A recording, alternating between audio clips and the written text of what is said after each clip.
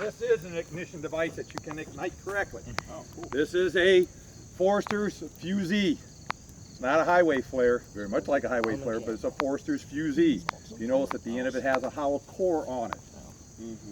And the function of that hollow core is for us to put a stick in there so that we don't have to bend over when we light over. Or we can take a bunch of these, take the strikers off, hook them together, and make a fusee 20 feet long if you want to. All right. So to light this, first of all, this is a hazardous material. Do not inhale the fumes. You're burning phosphorus. Too late. All right. So when you light this, you pull off it. This is they're coated in wax to protect them. You have the striker. You have the flare itself. You're going to line the two up. All your safety equipment on. Line the two up. Striker weak hand. Flare strong hand. And line the two up. You're going to turn your head away from it, and you're going to strike which way? Away from the body. You want the wind at your back. Always have the wind at my back. So which way is the wind blowing? Going that way. Light it. Do not put that above waist high. You don't like that. Hey, you might want to step back. Turn your head, yeah. There you go. Okay, you're good. Right. It's not going to hurt you. Do not put it above waist high. Why? Because it throws spittles. Alright? And that will burn. That's burning at the original ignition temperature is 3,000 degrees. Come over this way a little bit. Original ignition temperature is 3,000 degrees. That's burning at 1,800 degrees right now. Alright, so go ahead and try to light the grass on the outside edge of that fire. That thing is bright. Yep. The thing about a flare fusee is that the fuel has to be available to burn. Fire's on fire. If it's not available, if it's damp, if it's wet, it ain't gonna happen. Right? It ain't gonna happen. Plus, you can see here, the disadvantage is that he has to bend over. So this is why we add stuff to it. Hand me that shovel there. All right. So, they are nice to have because we can put them in our pack, and then when we have to burn out real fast, try lighting over there where that grass is kind of brown and see if that's dried out. I lit this. See if the brown grass will dry, will burn. Slightly. Just kind of burned real quick. All right, so you can see the fuels just aren't available to burn. All right, now when we use these, and like I say, you never want to put it up above waist. So don't stand there like this, because that stuff is going to spittle down on you, and you're going to have little pocket burns all over your arm. All right, to put the thing out, two different ways of putting it out. One, stick it in the ground like a gigantic stogie and put it out that way. One way you do not put it out, lick your fingers If you and want try putting out the flame. Right?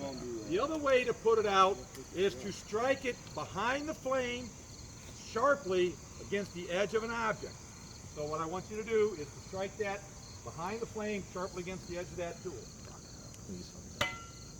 Alright? Oh, then And it goes out. Okay. What it does is separates the phosphorus. Now, can I reburn this? Can I relight this? Where you got the striker? Can I relight it? Not. You have to use a. You got to get a heat source. You can't relight it with the striker. Alright?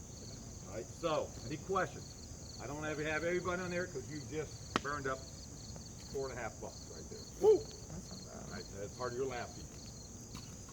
Yay. So that's part of yours. Just yours. You don't drag it to put it out. No. Is it gonna like? You know, Okay. Next step. Everybody come over here. Please do not walk on any of my equipment lying on the ground. Everybody over here. I set up a double station now. Okay. Everybody will do this. Everybody will do this. Okay, so what we have here, these are called drip torches. Again, an ignition tool. They're usually mixed with, depending on the agency, 3 parts diesel, 1 part gasoline. The gasoline is the igniter. We never want to mix it 3 parts gas, 1 part diesel, because this would be the last thing you'd light, all right? Because it would blow up, all right? So 3 parts diesel. Diesel is a combustible. It's a carrier. 1 part gasoline. So the gasoline ignites, catches the diesel fuel on fire, and the advantage of this is that it will now, if I drip it on fuel that isn't quite able to burn, it may burn long enough to raise the ignition temperature up to ignite and burn. All right, so like in heavier fuels, a little bit damper fuels. So pay attention because everybody's going to do this. All right, there's 4 of them. So when you bring your group, you're going to have a group of 2. Each person has a drip torch to do. All right. Take the retaining ring off. If you notice that there has a tall tower and a short tower, sometimes you have to take your gloves off to operate this. All right. Take the plug out of the tall tower and stick it in the little tower. Do not set it on the ground.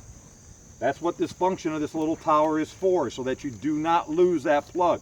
This is in the transportation mode. Now we're going to set it up for firing. All right. So after you get it out, pull the thing out and automatically look to see if there is a black O gasket. Should be an O-ring there. If it's not, don't use it because it's going to leak like a sieve. And then not only the drip torch will be igniting, you will too as you're running down the hillside because you're on fire. Put it this way, the loop has to be 180 degrees away from the handle. What's the function of the loop? So it doesn't all just spill out at once? Can't come No. back in. Why can't it come back in? Because there's a little pocket in there that stops it. What's in the pocket? No, better not be oxygen. It should be a liquid fuel because liquid fuels do not burn. Only gases burn. So that's the same function of your trap in your house. If you go on vacation and you don't use your sinks, you come home and your house smells like shit, it's probably because the water in your traps have dried out. And now the sewer gases coming from the sewer line that your lines are tied into are coming directly into your house. This is why you have water in your traps. That's the same thing with that, right? So now what you do is you take this then, put the retaining ring back on. Come on, get on it. Hand tighten this thing up. All right. Here's the breather. If I take something out of a container, I have to replace it. So if I'm taking fuel out of this container, all right, so this container has fuel in it. It's not drip torch fuel. Today I'm just using straight diesel fuel. All right. So it does have fuel in it. So I'll take this and turn it counterclockwise. Remember, righty-tighty, lefty-loosey. All right. Then you're going to call my name off, and you have to, I got to see it drip. No, I'm not supposed to drip there. Come on. There you go. All I got to see is dripping out of there. All right. Let me open this up a little bit more. See if there's vent. Yeah, vent must be plugged. All right. That's all I got to do is see it drip. Is that a bad O-ring? Is that what it's... No, yeah, it's probably a bad old, yeah, because we use these all the time for I say okay, then take this and reverse the process. Take it back out, flip it back down. Remember, the loop has to go 180 degrees from the handle. And if it didn't drip, most likely you didn't take the plug out because this tower is where the fluid comes through. There's a screen in there, so you can check the screen, see if it's plugged up. All right, then close it back up. Shut the vent. Some shop rags over here, wipe your hands off, and that's all I need to see. All right. So a team, one team of 2 will be doing. Both of you do it. So we have 2 teams over here at the same time doing drip torch. Like I say, I added another station to try to speed the whole process up. All right, let's go out here. Let me demonstrate another thing. Okay, give me a team of 2. Okay. Remember, team of 2, front and center. All right, grab a shovel. Everybody else, come on over here. Grab a piece of wood, bring it up to your black spot. Do what? Grab a piece of wood with the shovel, bring it up to your black spot. All right. Pick us a good one.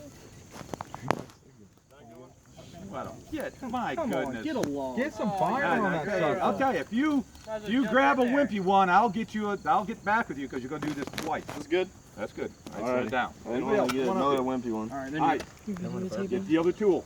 You're now going to do dry mop up. People, please do not straddle any of my stuff out here today. All right, so now we're doing dry mop up. Dry mop up means that I'm going to separate that which is burning from that which is not burning. So you're going to use the 2 tools and you're going to scrape the char and the alligator hide stuff off of the thing. So the 2 tools work together and scrape it off. You scrape, I'll hold it. Scrape long ways. Scrape long, Long ways. ways? Yeah. Oop, I wasn't holding good enough, was I? No. Scrape it off. You're gonna work and scrape it off. I'm gonna rotate. Just keep on working. Work together as a team. Team of two. It's hard to stay on it. Again, if you are allergic to smoke, if you can tell me what I'm burning first of all.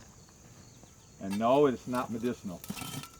Because which kind? You got to give me scientific name. Yesterday, I gave the opportunity to the group that they could have even got another half an hour off earlier. If they knew the scientific name of the tree.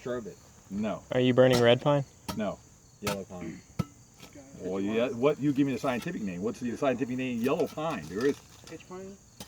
scientific name. No, not pitch pine. Shortleaf? Scientific names. We didn't learn that in geology. We didn't learn yellow. Jack pine. You don't learn your pines? No, Yeah, we did, but we didn't learn. Oh, jeez. They dumb it down. Not all those. All right, now stop. Okay, let's say you think that's ready to be inspected. It's not. All right. How do I know it's not? Still smoking. One, visual. It's smoking. How else can I tell it's not ready to go? All right, it's here. I can hear it crinkling. If I look here, if I blow on that, I'd see red embers. All right. Look, pay close attention to the ends, because that's where the char is going to go. Cool. No, no. Big stogie there. Man, a stogie, buddy. All right, so I know this isn't done, so you need to work it out. Now, when you think it's done, here's what you're going to do. You're going to, if you think it's done, you're going to take your glove off. You're going to use the back of your hand, and you're going to come down, and you're going to feel. And if it feels hot, well then don't be stupid and put your hand on it. You always use the back of your hand. Why? Because it has more feeling. It's more sensitive because the front of your hand has calluses. If I burn the back of my hand, I might still be able to use your hand. If I put a blister on the palm of my hand, that's a major burn. I'm out of commission. So now you come down and you feel, right? Feels like it feels cool. So then I can touch it, do a quick touch. Feels good, then I can touch it. And you should be able to put your hand, back your hand on there and not burn. All right? We got ways to go, guys. I have All right. hands. Okay. When you are done, set the tools. Notice all the tools are laid on the ground, sharp edge down. Set the tool there at your spot, bring it to me. I'll say yay or nay. If I say yay, you're done. We'll throw it back in the fire, and then you go to the next step. So the first thing we're going to do is drip torches and dry mop up. So I need 7 groups out here.